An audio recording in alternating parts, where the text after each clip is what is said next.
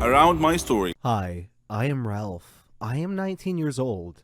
I have simple secret that I like my mother. Don't judge me, just listen to my story. I had a quiet family, kind mother and loving father. We had stable lives in our far state. But as you know, there is no place for happy life in our world. There was a turning point in life, and it came quickly with me. It was a nice day in our garden, me, my mother, and my father. My father was sitting under a tree reading a book.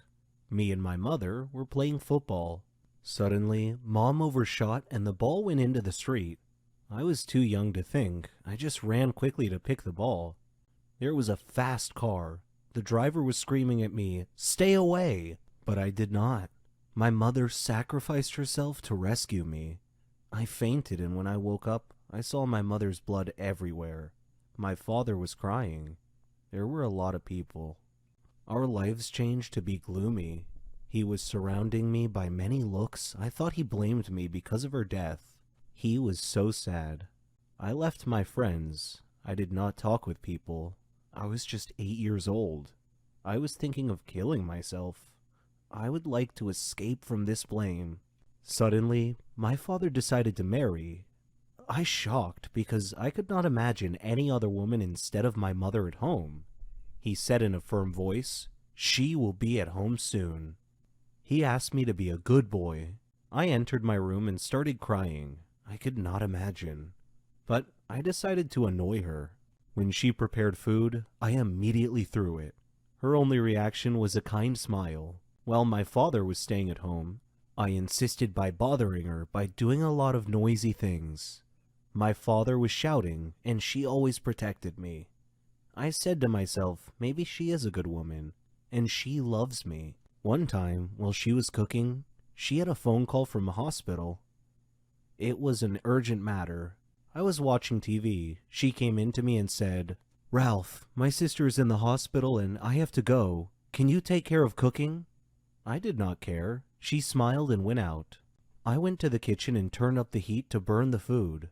But the fire did not just burn the food, it started to burn home too. There was fire everywhere. I could not breathe.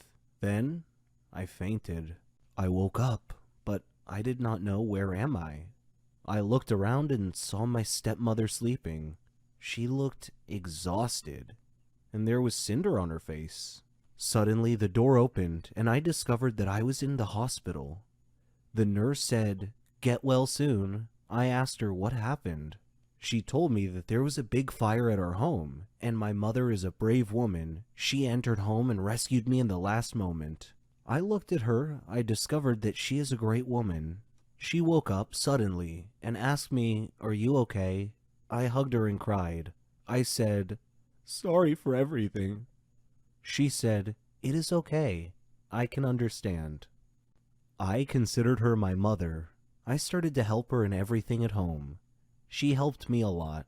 I supported her a lot until her last illness. Today, I'm standing in her gravesite.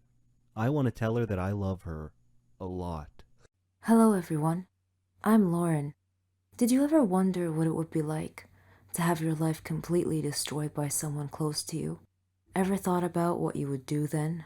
I didn't have time to think, because that's exactly what happened to me. It all started 2 years ago. I lived a quiet life with my mom and dad and my sister. I loved my family.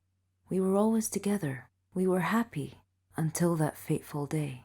My dad got fired from his work, a big company. He had worked there for 20 years. The only money we had then was what he had managed to save over the years. Finding a new job wasn't easy. It was a hard time for all of us, especially my dad. He was becoming desperate. At times, he just sat there, quietly, deep in thought, and I rarely saw him smile since. One late night, we were still up waiting for him when he walked through the door. But something was different.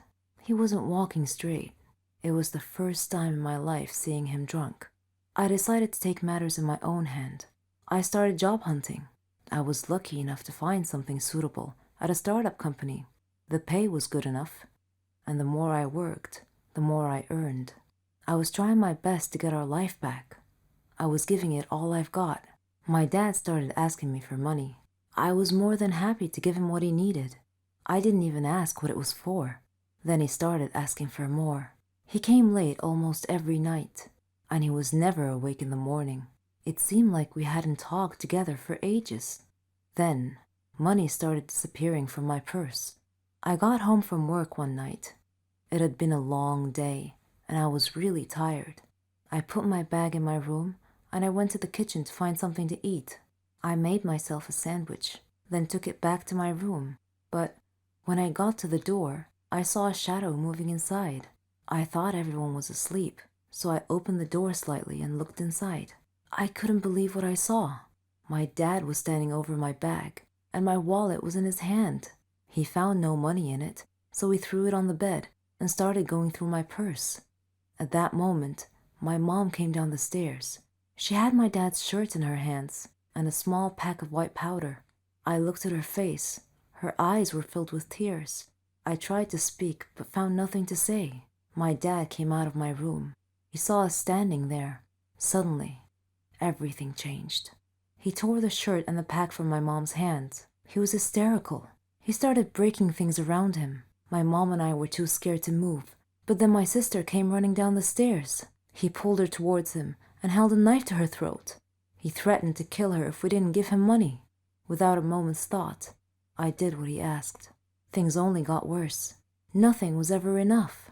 He asked for more and more money, and if I refused, he'd get violent, beating up anyone in his path. I couldn't stand by and watch, so I would just give him what he wanted, until I decided enough was enough. He barged down the stairs one evening and asked for all the money I've got. I told him we had expenses to pay, the rent, school fees, but none of it mattered to him. He asked me again for the money and threatened me if I didn't do what he asked. I refused. He hit me so hard that I crashed my head against the wall and fell to the floor, bleeding. Everything went dark. My mom took me to different hospitals, and I had to do a lot of checkups and tests, but all the doctors said the same thing, that this was it. I was sentenced to live my life in darkness, never to see the light again. Bumping my head against the wall was one of the reasons, but apparently, my psychological state played a huge role in my recovery. The doctors suggested that I'd be taken to a psychiatrist. My dad felt sorry for what he had done to me. He quit the drugs and alcohol, tried to be proper, but it was because of him that I was in this state. I didn't know if I could ever find it in myself to forgive him. I was torn inside. He was my dad, but I couldn't forget what had happened. I stopped talking shortly after, and he left, disappearing from our lives. No one knew where he was or what he was doing. A year had passed, and he came home. He sounded good,